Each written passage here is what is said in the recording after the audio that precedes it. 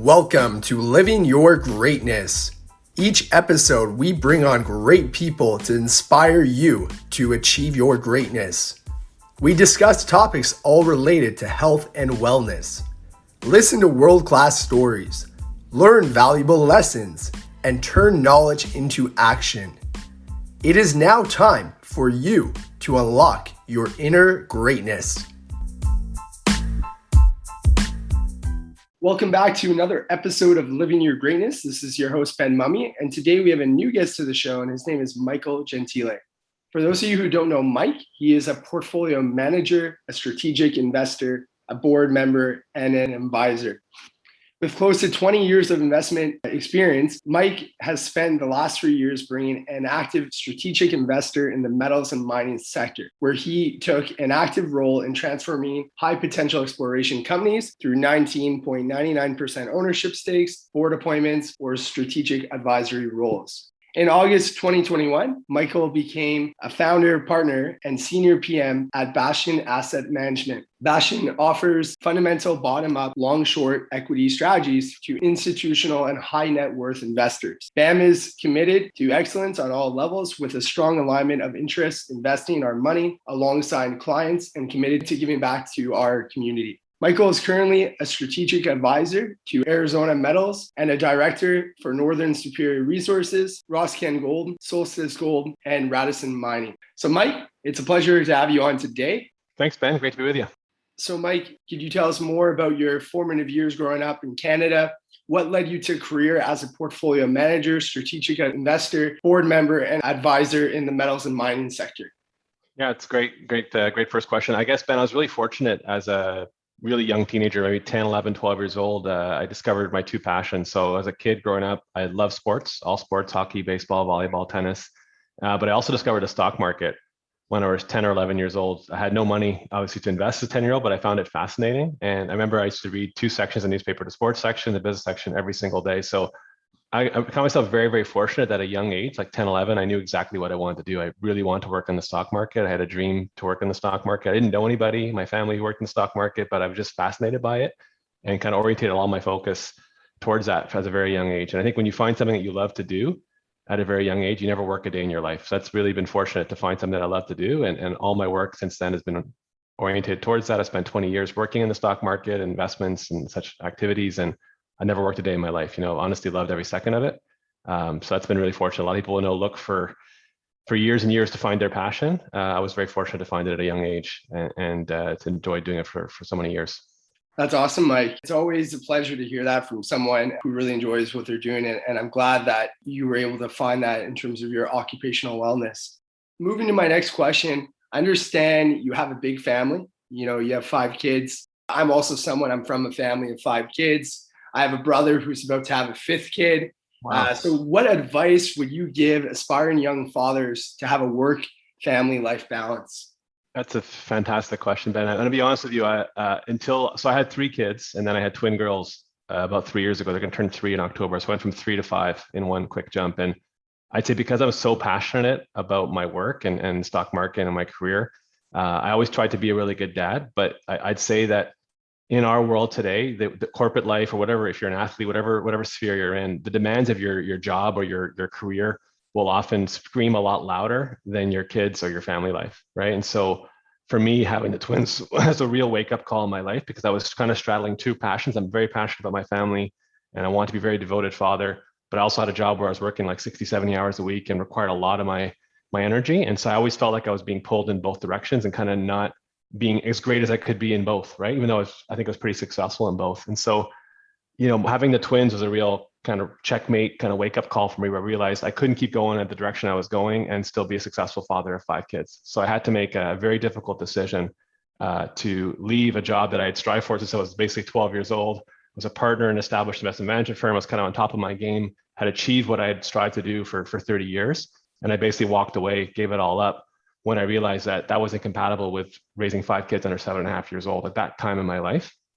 And so the advice I'd give to people would be, when you're on your deathbed one day and you're looking back on your life and the last hours of your life, are you really going to say, man, I wish I closed one more deal or made one more investment or achieved one more thing on my CV? Or are you going to say, I wish I had spent a little bit more time with my kids, or I wish I invested more in that relationship that are internal relationships in my mind, So that was sort of the wake up call that I had. And the follow on I'd give you is that doesn't mean that is an X on your career and your success. What happened to me was I started my own business. I worked from home. I adapted my skill set and my corporate reality to my life that I need to address issues in my life. And I actually ended up being more successful, more happy, more fulfilled corporately, and more fulfilled as a family and a father by the choice I made. So they're not mutually exclusive. You don't have to choose family or work, but you have to constantly be looking at reality and saying, is what am I doing life-giving for my family? Is life-giving for my work? Quite often they get out of balance. And I'd say 9 times out of 10, the balance is more shifted towards the career objectives or the goals you're trying to achieve, and the family kind of plays second fiddle. So my advice is to constantly be honest to yourself, look at your reality, look about on your deathbed what you can look back on your life and be proud of what you accomplished, and make decisions according to those principles. And I think a lot of good things can happen in your life. Awesome, Mike. Yeah, those are definitely some great recommendations, and I want to applaud you too on making that plunge, because I'm sure it was definitely not an easy decision. So, Mike, how challenging was it though for you to go from working in a corporate world to being now self-employed? You are now a self-made entrepreneur. Yeah, it's another great question. Honestly, Ben, I thought when I made that choice to leave my old position as a partner in an investment management firm that I was going to be miserable. I literally thought like, okay, so I'm doing this because duty calls and this is the right thing to do for my family and for my life. But I thought I would be really miserable. And being a self-made entrepreneur was sort of the necessary backup plan to the reality of my life, right? And so I thought I would not be happy if I wasn't working in my old job, that I could not be fulfilled if I wasn't working in my old job. But I took the plunge out of necessity, and I couldn't have been more wrong, because I said I'm more fulfilled now. I found that my skills, my abilities are being leveraged even more in my new role, my creativity, just being your own boss, investing your time 100% where you think it's most fruitful and you can have the most impact. Like I have zero wasted time now, right? Every hour that I'm on, and it's 100% productive work, right? In a corporate environment, there's a lot of politics, there's a lot of wasted time that goes on, and you're unfocused, right? But when you have 5 kids and you have your own business, every minute counts. And I get more work done in 30 to 40 hours a week than I got done in 70 hours a week before my old job, honestly. So it's been a seamless transition. It's been an awesome transition. I've been asked, should I hire more people and expand? There's lots of opportunity. And for now, I'm like, no, because I really enjoy my board meetings with one person at them, me. And my decision making is very, very quick, and I can react quickly and adjust quickly. Maybe in the future I'll do that, but for now it's been a fantastic transition, and I found it very, very productive and very fruitful. That's awesome, Mike. Kind of like you said, you have that experience to make those decisions as well too, right? So you are someone that had 30 years of experience where you have that expertise and you kind of mastered certain skills. So that's great. So Mike, I just want to now transition to your expertise in investing, especially looking at the mining industry as well as the macro and the micro picture. But starting off with my first question, do you think the stock and bond markets are at record level highs right now? How has the monetary policy contributed to these highs? Yeah, I mean, no doubt. I think I could expand your question a bit. Every asset class in the world is pretty much at record high levels, from real estate to corporate bonds to government bonds to any other cryptocurrencies. Anything you look at is at record high levels. And there is no doubt 100% hands down that is due to a massive distortion that you're seeing in the markets through the Fed, central banks globally pumping billions and trillions of dollars into the markets to inflate the value of all assets. So yeah, the massive money printing we've seen as a result of COVID, and the excessive money printing we've seen and unnecessary amount of money printing we've seen has resulted, I think, in likely the biggest bubble of all time in terms of asset prices. I think we're, there's a Jackson Hole's going on today. I believe the Fed Chairman Powell is speaking, I think, as we're talking now. There's a lot of risk in this because, typical markets, price discovery, if you and I want to buy a company, Ben, we'd kind of go, here's our bid.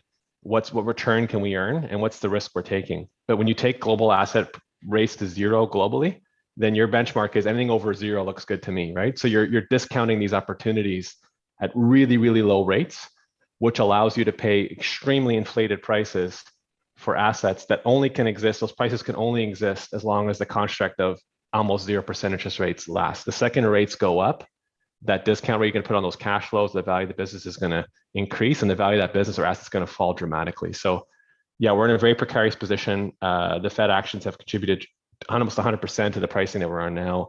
And when that party stops, the Fed money printing or the quantitative easing that we've seen stops, there could be some major major ripples, major damage ripping through the economy, the markets in particular, then the economy second, as that flows through to Main Street. Awesome. Great, Mike. Yeah, thanks for sharing with our listeners a little bit more about that. I know someone else who speaks a lot about the bubble aspect is Peter Schiff. He's definitely a well-known guy in the industry as well. Yeah. So even if people want to get more information on that, I know you and him have a lot of alignment. So Mike, do you believe the bull market in stocks is drawing to an end? What will trigger the next sell-off in stocks and bonds? Calling tops is a very difficult game, but I would definitely say we're in the very late innings. Use a baseball analogy, we're in the top of the eighth, bottom of the eighth. We could very well be in the bottom of the ninth. We don't really know, but there's so many signs of bubbles and tops in the market that I've seen based on living through 3 or 4 bubbles and crashes in my career so far. Yeah, I think definitely we're very late in the game. So if you have listeners that are heavily invested on leverage or made lots of money, again, don't shoot me if I'm wrong, but taking money off the table and stock in some way in cash would be a very smart thing to do here with the market at all-time record highs. What's going to end the party? We're going to start to see some more chatter about tapering. So the Fed is going to start to be buying less bonds than they are currently, and that'll slowly lead to probably rates increasing over time. And eventually they're going to increase interest rates. And that's typically what will signal the end of the party. So we're at the stage now where the Fed is talking about when they should start to taper in the next few months. And then that discussion will evolve to when they should start raise interest rates. And I think the whole market, I said earlier, is living off of free money, 0% money. So that 0% money is slowly taken away. That's when you'll start to see some significant volatility and I think pullback in the stock market. And depending on how aggressive they are with that, that'll determine the magnitude of the sell-off. So yeah, I think we're very late in the game. Keep your eye on the Fed. I think they're way behind the curve. They should be raising rates already. They're not. But when that comes, look out. The market could be very vulnerable to that kind of move by the Federal Reserve. Thanks for answering that question, just because it gives everyone a little bit of feel to be cautious, right? And not get overexcited, whatever they are investing in. Do you think that inflation is transitory, as the Federal Reserve makes us believe? I'm not going to be very popular with the Federal Reserve, but I would say absolutely not. I mean, I think Powell again was talking about how transitory it is. I'll give you a concrete example. I have a buddy who used to work in finance with me who struck out as an entrepreneur as well, and he went into a bread making business, wholesale bread making supplies, airlines, cruise ships, and grocery stores with homemade bread, organic bread that's mass production. And so he's been trying to hire workers for the last several months. He used to pay his workers on the line $14, $15 an hour. And he's advertising, $22 to $24 an hour, which is basically a 50% increase from a year ago. And he cannot fill those positions, right? So when the Fed talks about transitory inflation, I mean, you and I know both. We've both probably gotten raises in our working lives. You don't go back to your worker a year later and say, you know what, that raise is really because it was transitory inflation. I'm going to pull your salary back to $15 and I'll see you on Monday, Ben, right? You're not going to see that happen. Those wage increases are sticky. Another analog I'll give you is that we've printed, 30 to 40% of all dollar bills, currency in the US in existence in the last 24 months. So there's the amount of dollars that are floating around, just absolute number of currency is 30 to 40% higher than it was 2 to 3 years ago, right? So the amount of goods in the world are fixed. You've printed this much more money. So if you're buying a hamburger or you're buying a house or a car, just more paper money chasing the same amount of goods is going to result in prices increasing over time. So is inflation going to run at 6, 7, 8% for the next 2 years? I don't know. But once that genie gets out of the bottle, those dollars you printed aren't going back. You're not ripping them up. You're not getting rid of those dollars. So I think inflation is going to be much stickier than people think. I think it's a lot higher than the published numbers that are being put out there right now. We've seen stories about shrinkflation. You buy a bag of chips or something that's 20% smaller than it was a year ago, but the price is the same. And the Fed will say, well, that chips hasn't gone up in price, but you're 20% less chips in the bag, right? So inflation is higher than they're saying. It's hard to put the genie back in the bottle. And all those dollars that are sloshing around, they have to find a home. And that is inflationary, whether it be for asset prices or just price of the groceries you buy in the store. That's what we're seeing in the economy. And I think the Fed is put themselves in a very difficult position now going forward, how to unravel this mess they've created by printing way too much money.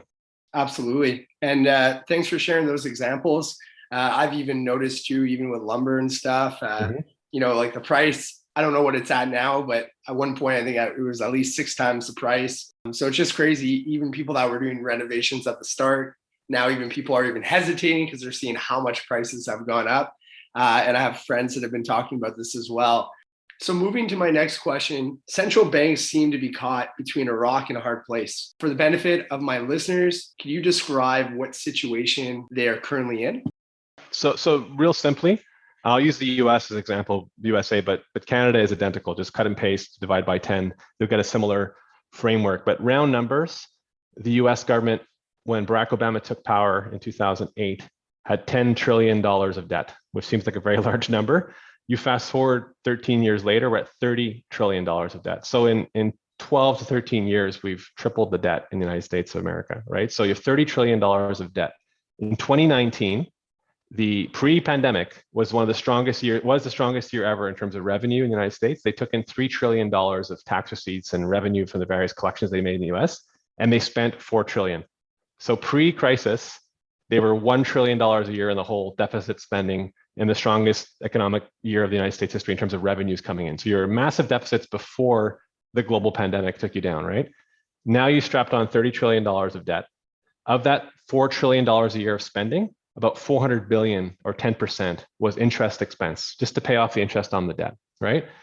Now that you've got $30 trillion of debt at 3% interest rate, that'd be 900 billion of interest. At 5%, it'd be $1.5 trillion of interest alone on the debt, which is half of all the revenue they take in. So the government, if they took rates to 5%, which if you look at a 100-year chart of interest rates, 5% is nothing. My parents bought their first house, their mortgage was 18% a year, right? So 5 is quite normal on a 100-year chart, but going to 5% would effectively bankrupt the largest and most powerful economy in the world, the United States of America. So the Fed is trapped because if rates go up anything much more than 1%, they can no longer afford the interest on their debt in the US. They'll have to cut Social Security, have to cut healthcare, pension payments, defense spending, stuff you cannot cut. And they were already running massive deficits before the pandemic. So they basically, no matter what they say about inflation being transitory, the real story is they can't afford the interest on their debt. So they're forcing interest rates to be low and ignoring inflation, ignoring what they should be doing in a normal economy, which is raising rates, because they cannot. If they raise rates, the government will become insolvent. So they're forced to hold rates down at 0 to 1%, even though inflation's running at 6, even though GDP came out at 6.6 yesterday, even though we have only 5.6% unemployment in the United States. Typically, if you came from Mars on a spaceship and said, here's the economic picture, you'd say rates should be 3, 4, 5, 6% based on the economic numbers you see on the paper. They're at 0. Why? Because the government cannot afford the interest on their debt. So therefore, they're going to keep rates low and let inflation run hotter than rates to be able to let them finance their funny money deficits that they keep creating every year out of thin air. So that's why they're trapped. And that's why I think you're going to see inflation and devaluation of the dollar be a major theme going forward, because I don't see a way out for them. There's just too much debt. Yeah, no, absolutely. I've heard a couple other people talk about this too. There's been, Tavi Costa, he's big on explaining like the same thing, as well as Peter Grandage. So this actually brings me to my next question, Mike. What are the potential scenarios that could play out from here with respect to inflation growth, real interest rates, and the US dollar? Yeah, another great question. So really, like, predicting inflation, what the number is going to be or what rates are going to be are a bit of a mug's game. You're not going to be exactly right. But what I can say with pretty confident, so there's no certainty in life, but a lot of certainty, is that the Fed will need/want real rates to be negative. And what, for your viewers that don't know what a real rate is basically take the interest rate on a 10-year bond, which right now is 1.3, 1.4% in the US, minus the inflation rate. So right now inflation is running at, pick a number, 4, 5, 6%, right? So say the 10 years 1.5 and the inflation rate's 5.5, well, real rates would be negative 4%, right? And what that means is basically if you have $30 trillion in debt and real rates are -4, you're basically getting $1.2 trillion of free carry, because inflation is going up by 5 and you're only paying back 1. So you're paying back your debt with more and more dollars that are more and more worthless, but allows the US to finance their deficits because they're actually getting almost paid to borrow money, so to speak, right, in terms of inflationary terms. So that's what I have high confidence. So I believe if rates are 3, inflation is going to be 7 or 8. If rates are 0, inflation is going to be 4. That's the setup that they need. And what's going to govern the rates is, well, how strong is the economic recovery? What are the policies of the government that's going to stimulate or de-stimulate growth in the economy? But those real rates being negative is the reality. Because again, if you run those numbers that I gave you on the debt, they can barely afford 0. They can't even afford 0% interest on their debt because they're still running deficits at 0% interest rate. So those real rates need to stay negative, right? Which is very supportive of hard assets, precious metals, gold, et cetera, which is why I'm quite bullish on that. I'm going to get to that a little bit later, but that's very bullish. And it's also, quite difficult for companies that have less ability to pass on inflation to their customers, because their ability to price on inflation being less than their pricing power would cause major margin compression in those industries that don't have that ability. Absolutely. Thanks for explaining those numbers there, Mike. If I were to put you in a situation here, okay, you are one of the Federal Reserve governors. What monetary policy measure would you do or would be in your favor to curb inflation? So if you asked me this question 13 years ago or 14 years ago, I'd give you a different answer than today, right? And so I think when we had $10 trillion of debt, or even less before the financial crisis of 2008, I think that was really our last opportunity to pull up our boots and tackle this problem head on. And what I mean by tackling it is when you strap on too much debt, if you take on too much debt, I take on too much debt, and my income can no longer support the lifestyle that I've built around that debt level. Typically what happens in a normal world is you'd lose your house. You'd have to sell assets, right? You'd have to go through, you lose your credit rating, 4 or 5 years of hard time where you work, you make more money than you spend, you save, you rebuild your balance sheet, you pay off your debts, and you emerge from that crisis both smarter and stronger financially. But it's 4 to 5, 6, 7, 8 years of really hard time, right? That's the real world. If you have a financial situation in your life where you go bankrupt, that is a reality, right? Unfortunately, in the world of politics, is they never want to face that reality because you have these 4-year election cycles where nobody wants to be the guy or girl who has to bring bad news to the populace and say, you know what, we've been living above our means for the last 70 years in this country. We got too much debt. We all speculated on housing. We got like punch drunk in 2000, punch drunk in 2008. It's going to be 5, 6 years of hard time. We're going to cut spending. We're going to lose jobs. It's going to be hard. We're going to have to pull back on our lifestyles that we can never afford in the first place. And we're going to repay our debt as a society and as individuals so we can build off of a stronger foundation going forward, right?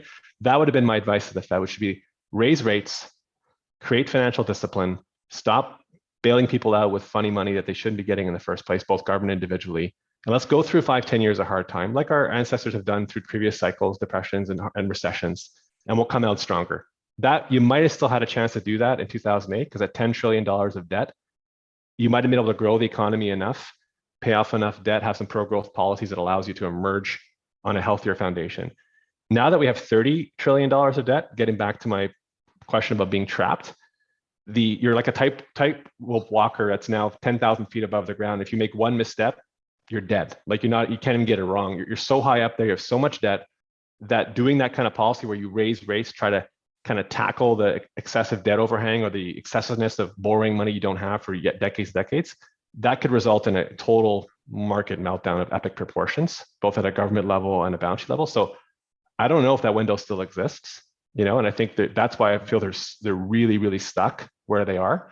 And therefore this free money punch bowl of, artificially inflating asset prices to keep the game going is likely to continue. But if we had the stomach for it, it'd probably be 10 years of hard time, 10 years of sacrifice, both individual and government level sacrifice, so that our kids and our kids' have a future that's going to be better than our own. I don't see that willingness anywhere in government or individuals to tackle that. But that would be my advice. Not popular. I'd probably get 2% of the vote if I ran on that platform in an election. But that's the reality that we're facing today, but nobody wants to see it. Yeah, no, it's definitely kind of sad to hear that we're in that current position. And that's why I think it's so important to have people like you that are experts in this field to come on and kind of educate people about the reality of what we are in. So Mike, I listened to an interview with you and Peter Granage, who I also had the pleasure to bring on my show. One thing that really struck me was your conviction about precious metal space at this juncture of monetary and fiscal policy. Yeah, and honestly, Ben, as a segue from my last answer, I wish I wasn't so bullish on gold and precious metals, because my bullishness is a predication on the crappy situation that we find ourselves in, both from a governmental and personal debt level in our country, right? So in our countries, US and Canada. So why am I so bullish? Again, it comes back to my points that the Federal Reserve is stuck. Real negative rates is the number one indicator of upside to precious metals, both gold and silver. That is a guarantee. And why is that? Because when you're printing more money or you're devaluing your currencies, gold and silver are fixed. They're also currencies, they're fungible currencies, and they hold their value. I think every single fiat currency known to the history of man, if you look at Ray Dalio, has done some great work on that too, has devalued by 97 to 99% over time. So that is the pathway for fiat currencies that are not linked to a hard asset like gold.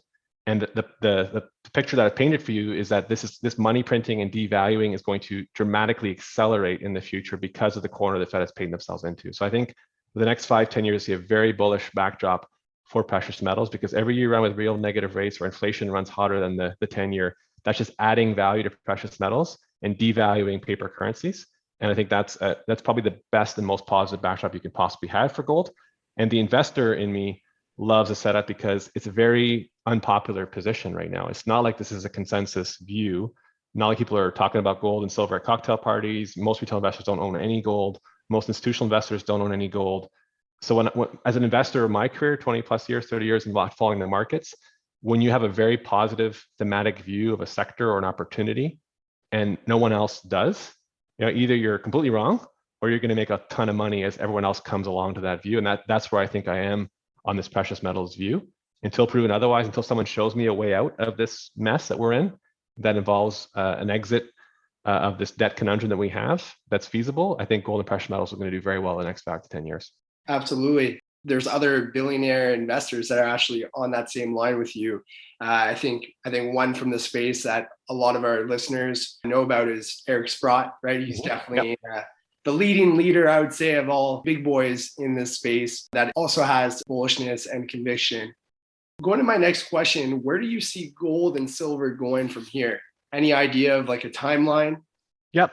So I say thematically, I see a very nice tailwind for the next 5 to 10 years for precious metals. I see gold and silver making new all-time highs in the next, let's say, 6 to 18 months. I think we'll go through $2,100 on gold. We'll go well through $30 on silver, maybe beyond. And the reason being, I said, really because of the thematic backdrop I've given you. Timeline, really, honestly, is going to be once the market realizes how trapped the Fed is, how a lot of their talk is just talk, and that they really have no ability to act. That's when gold and precious metals are really going to take off. Once that idea that the $30 trillion of debt, movable object, that you need real negative rates forever to finance their excessive debt levels and spending that they can't rein in.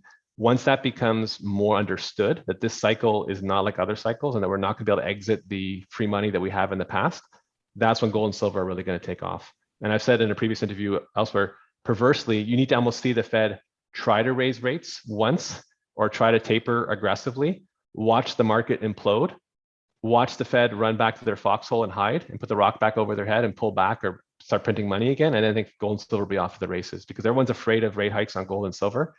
They're not afraid of rate hikes in the market, which is a huge mistake, in my opinion, because it'd be much more detrimental to the market than it will be to gold and silver.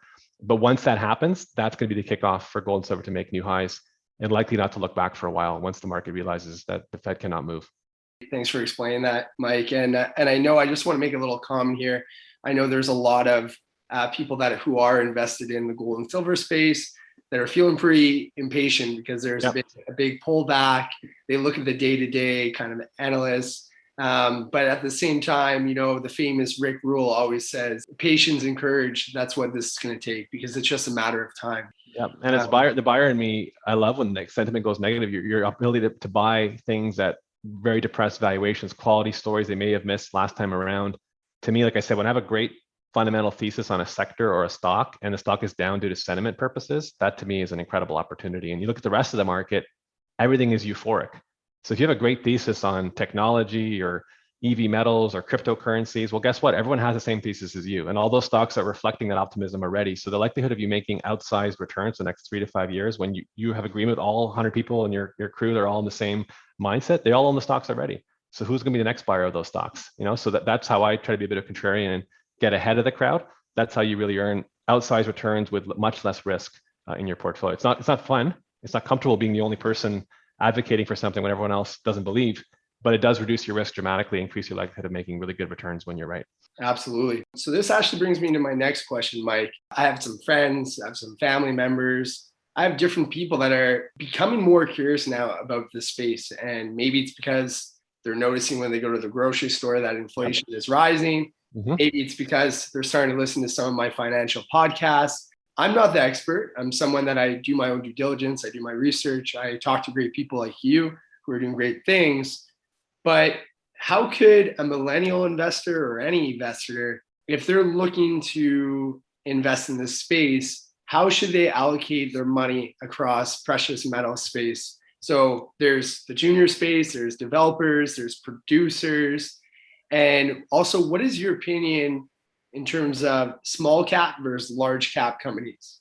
Another great question. So first of all, I'd say for the millennial investors or any investor listening, I think at this juncture of the market, my strong recommendation would be every investor should have at least 5 to 10% of their portfolio in gold or gold-related equities. As a hedge, as a buffer, I own significantly more than that.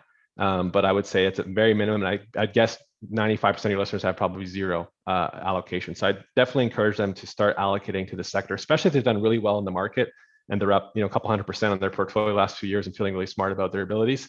I'd put 5-10% of that money, take some profits, put it in gold and silver, maybe even more if they feel comfortable. That'd be the first pass.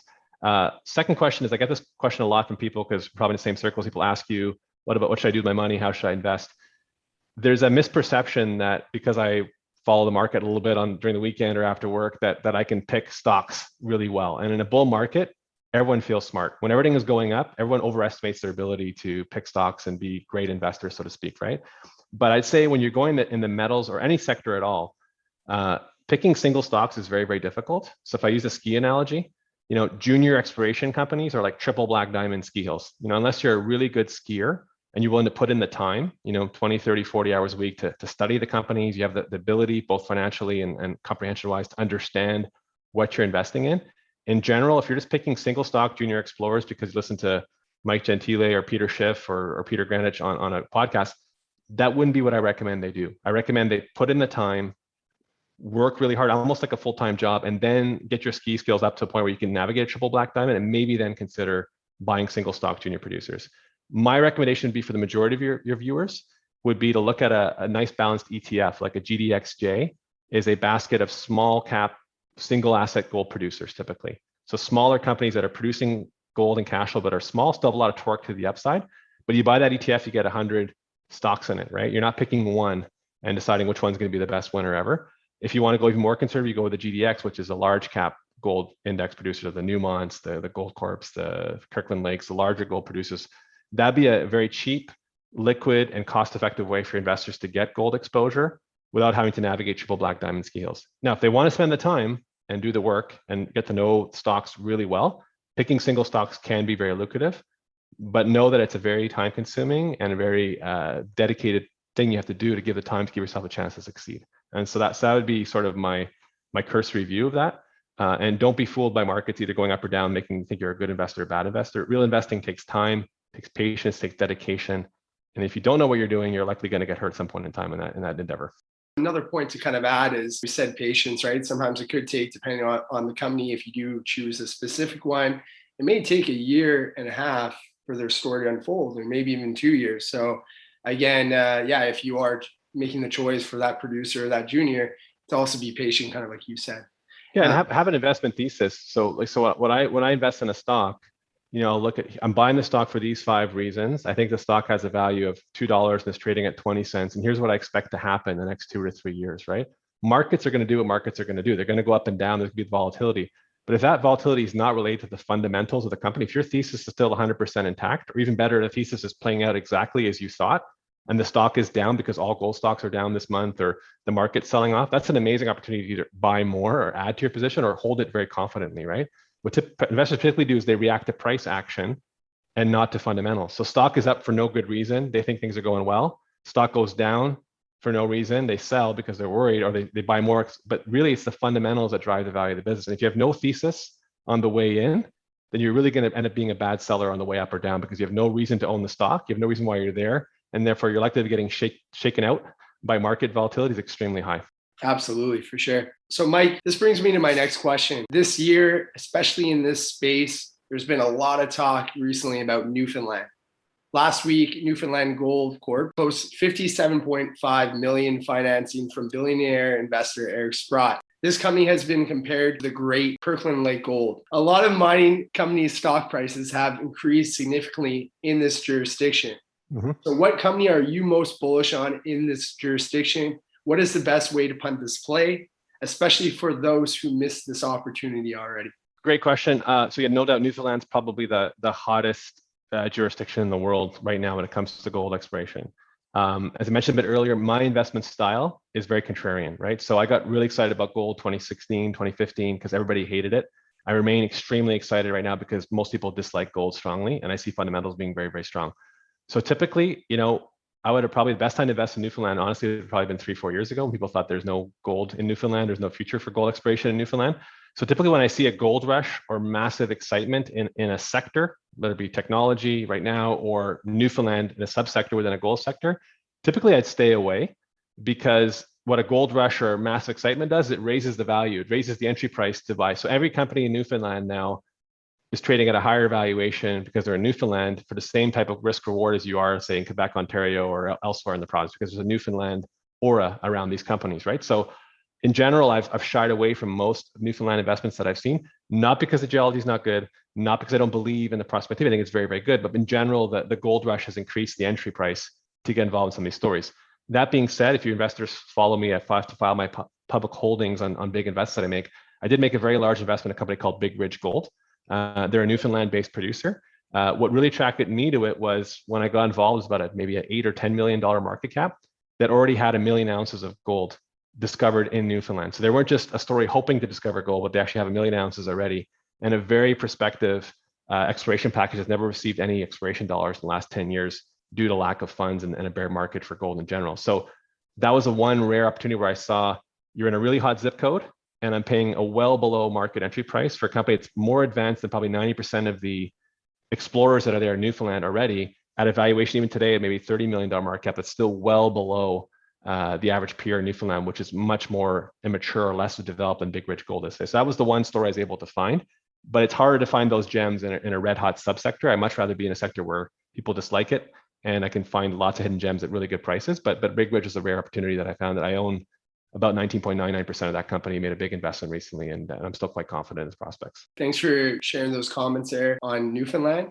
This brings me to my next question. There's a lot of companies that you are a large shareholder in. When I was informing people that I was interviewing you, I had so many listeners comment all these different companies that you're highly invested in. I want to just give you the opportunity. What is your top investment idea for year end for anyone listening to this podcast? Yeah, so my two pieces of advice, and please, this is not investment advice. Talk to your investment advisors or do your own thinking. But what I would be doing with my money right now, and I won't go with single stocks, like I said, because single stocks can be risky for people. But I would say if you're heavily invested in the market, say you're 100% invested in stocks right now, take 20, 30% off the table right here, right now. Market's making all-time highs as we speak right now in the US, right? So take 20, 30%, stick it in cash, take a little bit of that cash, put 5, 10% of your money in physical gold. You can buy a PHYS, which is a physical ETF that owns real gold in a vault in London and Toronto.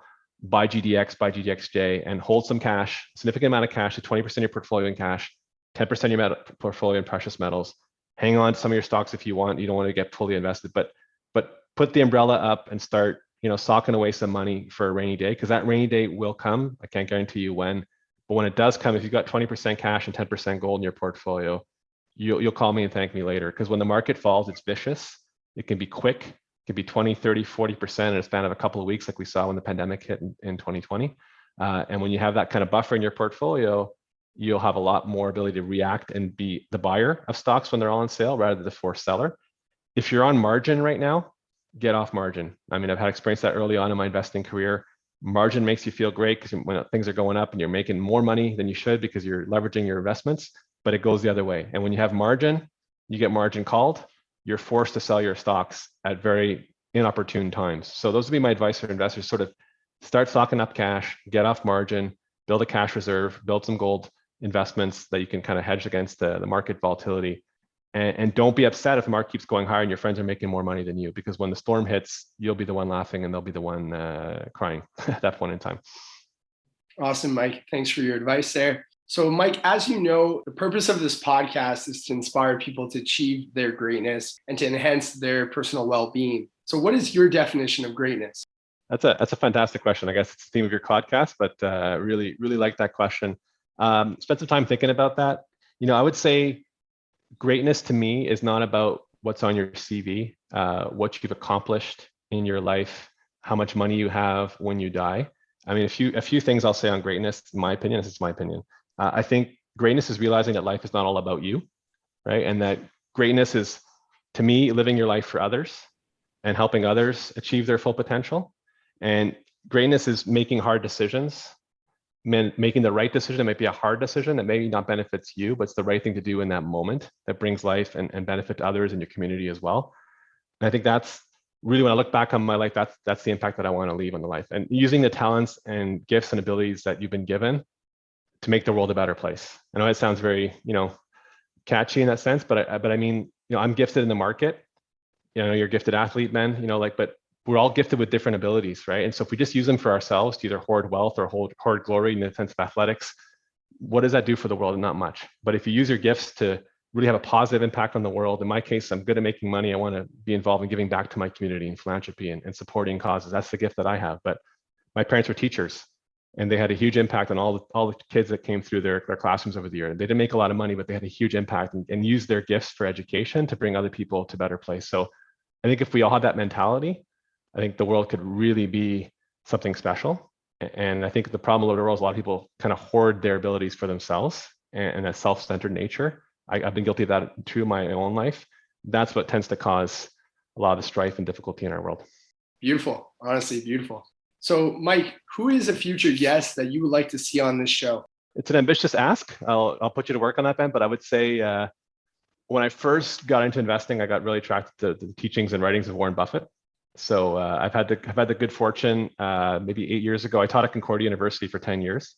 And maybe 6 years ago, I lose track of time now, but Warren Buffett, Concordia got invited to go to Omaha, Nebraska, and I got a chance to bring a bunch of students that I taught to meet Warren Buffett in person in a restaurant. And we had a 2-3 hour conversation with him. And I guess from the world I'm involved in as an investor, he's definitely someone I look up to for his investing acumen, his approach to investing, but more also just how he's carried himself in his life. And I don't say he's perfect or he's made all great decisions. I don't know him intimately well, but I would say he's one of the richest guys in the world. But he loves what he does.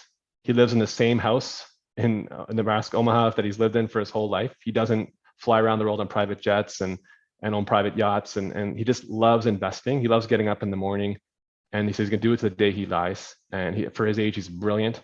And I admire his humility. I admire his, down to earth approach to life.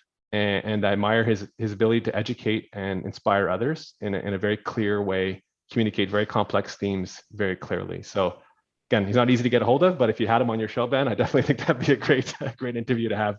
Just given my background and passion for investments, I'd encourage your viewers to listen to him speak. All his annual reports are online. I read all of them from like 1960 to 2021. There's so much words of wisdom and knowledge, both from an investing perspective and a life perspective, that I think your viewers would really benefit from studying. I'll do my best. I'll try and give you a call if I ever pull through on again Warren Buffett. Good luck with that. But just to add to that too, you're totally right. He's also someone who's huge on reading many things, not just the financial discipline here, but all areas of kind of wellness, which kind of goes with my theme. Mm-hmm. So he's all about continuous learning, and that's definitely a great person that I would dream to have on my show one day. Mike, I've had some other listeners write in and say, where can we go to follow more Mike's work online? What would be your answer to that question? Yeah, honestly, we talked about earlier, kind of focusing my time and energy on family and work. I'm not a big user / motor of social media. So I try to have a pretty small footprint on social media, because I find sometimes it can be a black hole that sucks you in and sucks up a lot of your time and productivity away. So the only social media channel I'm really on is LinkedIn. I'm an infrequent user. I'll post once in a while what I'm doing, if I'm making a big investment or a career change or something noteworthy is going on corporate wise and some of the mandates I'm working on, I'll post it there. But I have a pretty small footprint. It's intentional. But if you want to follow what I'm doing investment wise, I do file all my major investments on SEDI, SEDI. It's a public, as you know, more than 9.99% of a company, you got to file it. So they can pull my profile and see what shares I own, what companies I've invested in. But in general, I try to keep a low profile. And in general, I'm not in the business of engaging one-on-one with people. I'm not trying to build my online brand or social media presence or trying to increase my followers. I'm just really dedicated to what I do. But I do try to do stuff like this once in a while, podcasts and YouTube interviews. People can hear what I'm thinking and kind of get that all at once. So it's not trying to be snobby. It's really trying to again, focus my time and energy on where I can be most productive and helpful. So LinkedIn and YouTube interviews and stuff like this is sort of how I get my message out when I think there's something topical to discuss with the broader investment community. I'll make sure to add those in my episode notes. And Mike, I want to take the moment here to really thank you for your time, for being generous, and And just because I know you are someone that is so passionate, whether it's, giving to your family, giving to your friends, or giving back to even communities like us. And I know also you don't even just give back to these online communities such as podcasts, but you also give back as well to your church as well too, right? I know you're heavily involved. So I just want to take the last couple of seconds here just to really thank you for making the time. Thank you for being here today. And I hope to have you again on in the near future to come. Yeah, thanks, Ben. Honestly, I'm not saying this because you're on with me now. I really love the theme of your driving forward here, helping people achieve their abilities and greatness, and understanding that health and wellness is a big part of that. And I think it's an awesome initiative that you got, and best of luck with your book and best of luck with your podcasting. It's a great initiative you've been doing. Thanks so much, Mike. Thank you for listening to the Living Your Greatness podcast. If this show has added value, please subscribe, leave a rating, and make a review.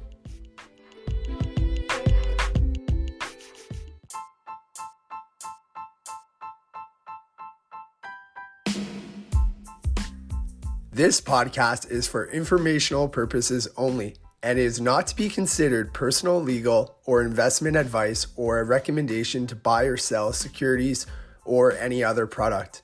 It is based on opinions, current events, press releases, and interviews, but is not infallible.